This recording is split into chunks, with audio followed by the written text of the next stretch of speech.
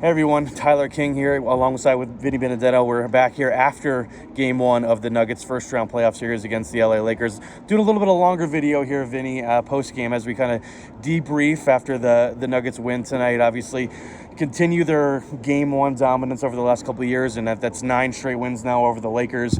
LA obviously took a 12-point lead early, kind of in the second quarter there. They were kind of the better team for much of the first half, and then Nuggets do a pretty good job cutting it down to single digits. LeBron hits that big three to give the Lakers a little bit of momentum going to halftime, but I think that the thing that really stuck out to me was that third quarter. Just to me, it felt like one of the vintage. It reminded me of like prime Warriors third quarter when they would come out and just blitz teams out of halftime and just kind of assert their dominance in that quarter and really put things away. Because, I mean, the Nuggets were able to take a double-digit deficit and turn it into a double-digit lead during that quarter. A lot of timely threes from guys. I mean, Vinny, what's kind of your big takeaway from this game as we kind of sit here, and then kind of the immediate aftermath as we're kind of debriefing, just another win for the Nuggets over the Lakers?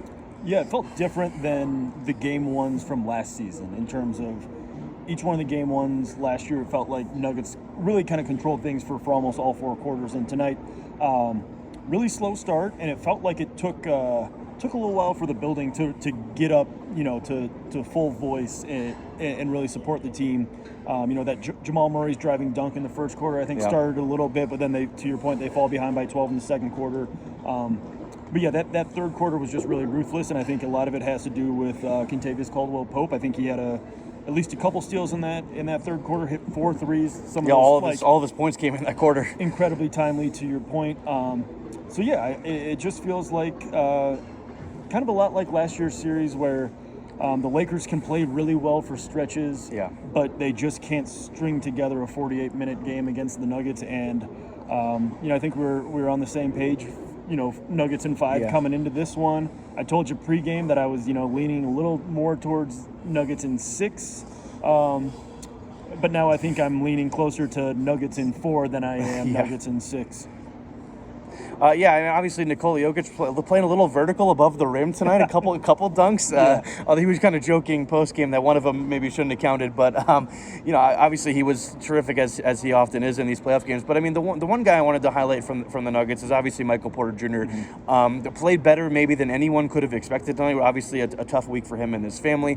Obviously his brother getting sentenced to 6 years in prison, and obviously his other brother Jonte is banned from the league for a gambling scandal. I mean, that's just a lot for a player to handle, and he came out. It didn't look like it was affecting him at all, and he obviously played a big role, hit some big threes in that big third quarter as well. So you wrote about MPJ post game. I mean, what did you take away from his performance, and do you feel like after this tonight, it's probably not going to be a talking point? What's going on, what he's dealing with mentally after tonight, just kind of what he was able to show tonight afterwards. Yeah, I think it was a really mentally impressive performance from Michael Porter Jr. because I think he's started 1 of 5 from the field. And I asked him after the game, if he was pressing at all, getting, just hard on himself, trying to, put more emphasis on making the next shot or whatever. And he said, it's the playoffs. You can't worry about percentages in the playoffs. You take the next shot and do whatever you can do to help your team win. And it turned out that he had a pretty efficient night. What he finished 8 of 15. 8 of 15, 3 of 7 from 3. 3 of 7 from 3 with 8 rebounds, 2 blocks, and a steal. So just to kind of have the mental fortitude to deal with everything that went on this week, get off to a bit of a slower start, and rebound and make impactful plays in this win, I think was really important, really impressive mentally and physically for him tonight. Yeah, and obviously on the other side of the ball, I mean, I think the story for the Lakers in this game is obviously D'Angelo Russell's struggles. A lot's been made about his improved play this season. I mean, since kind of the turn, since January, he's been a much improved shooter. I think this was the best shooting season of his career. Certainly in his time with the Lakers, this is the best he's been playing coming in. Obviously much better than he was at this time last season when he kind of got played off the floor in the West Finals. But tonight he was kind of that same player we saw in the West Finals last year. I mean, I think he finished 6 for 20 from the field. He only had 13 points, just couldn't get it going from anywhere on the floor. Obviously Anthony Davis was pretty good again tonight for the Lakers, just like he was kind of in the series last year, just kind of doing his best to match Jokic, at least statistically. LeBron was shooting the ball well early. He didn't really get involved as much offensively in the second half as maybe they would have liked, but I mean, if D'Angelo Russell if this is going to be the typical game for him in the series, I mean, is that kind of what you believe, or why you believe this could be a much shorter series than maybe we thought going in, and it could be trending more towards a sweep? Is just because of Russell and maybe some of the other guys not getting the other role players in LA not getting going like they have been at times this season. Yeah, it just feels like LeBron and Anthony Davis are going to need a third guy to go with them here. Two really good games from Davis and LeBron, but they both played north of 40 minutes tonight, I think. Yeah. And I don't know if that's sustainable given, with LeBron, certainly he's not as young as he once was. And Anthony Davis, it felt like he was slow to get up a couple times tonight, banged up a little bit at different points. So it just feels like they're going to need somebody else to take some weight off their shoulders. And it wasn't D'Lo last year. It wasn't D'Lo tonight.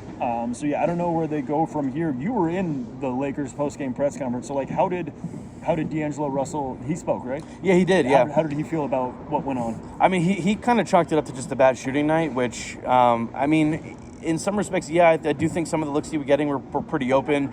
I thought he was more aggressive than maybe he should have been at times. Like, he was really initiating their offense and kind of the go-to guy at times for them, and he could just never get in a rhythm. But they kind of chalked this one up to obviously a poor shooting night from D'Lo. Some other guys didn't shoot that well. I mean, Rui Hachimura only took 4 shots in this game. I mean, Austin Reeves, until like a couple of flurries late, did not feel as involved as he was last season offensively. It just feels like they need to spread the ball around a little bit more. Like I said, I think LeBron did not get involved as nearly as much as he should have in that second half after he was really, really impressive, I thought, in that first half. And they kind of chalked it up to, poor shooting, like I said, and then some really poor defensive rebounding where, the Nuggets get 18 second chance points off 15 offensive rebounds. So, I mean, yes, an 11-point game, that does make a big difference. But like you said, AD and LeBron are going to need to have a third guy, and I kind of expect that to be maybe Austin Reeves, just based on talent and some of the stuff he showed in the previous matchups against the Nuggets. But maybe with how much D'Angelo Russell has been involved, they're going to keep leaning on him, and that could lead to an earlier exit than maybe they're planning for at this point.